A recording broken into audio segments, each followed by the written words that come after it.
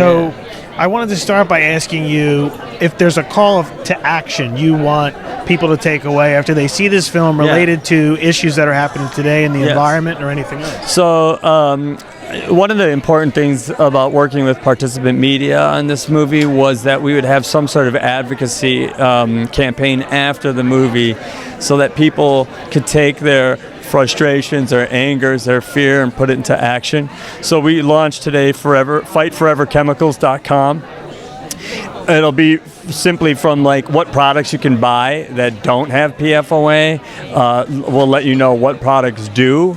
To what kind of federal legislation is in the works right now, to what kind of regional and state and city legislation is happening, who's fighting it. We're creating a coalition of all the different harmed groups in the United States. There's hundreds of thousands of people are finally coming together under a single voice.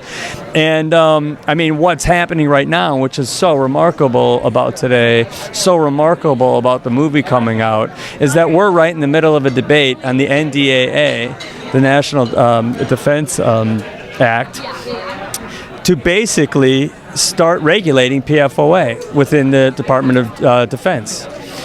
And that's an earnest discussion that we're having on a bipartisan level that is extraordinary because we actually could get this done. There is bipartisan buy-in on this because we all know how important our water is, and we all want to protect our military who've been really bearing the brunt of the worst of these diseases. And so I have great hope that with your help out there, that we can push this through at the NDAA and make that a reality, and then get to work on all the other aspects of this contamination and get it right for people. And I understand the environment's one of the reasons you're behind Bernie in 2020. That's right. What makes you support him over Warren and Biden specifically? Well, you know, when I look around and I you know, they're all stealing from him. I mean, he led this, and he's been doing this his whole life, and I just know that guy is who he says he is. He will fight the fights that he says he will fight. I don't know that about everybody else. He's the one known quantity, and we're going to need that person for what lays ahead. And I know that he has the grit, and I know he has this huge infrastructure, and the young people dig him.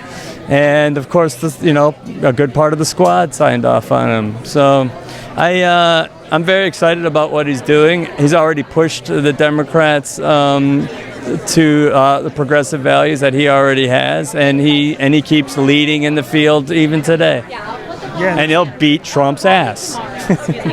You really think so? Oh yeah, definitely, no doubt about it. Okay, guys, absolutely. I mean, if your community is contaminated, or if you happen to be a military member and were exposed to PFAS through firefighting foam or something else, it doesn't matter if you're a Democrat or a Republican, rich or poor, if you don't even vote. Your life can be changed forever. There are some issues that sort of transcend typical political boundaries. This one does to an extent. But to be fair, it takes courageous Republicans who are willing to be a part of this effort to stand up to the president and stand up to some of the interests that are typically more aligned with the Republican Party, and essentially put the health of the public ahead of sort of the conventional political interests.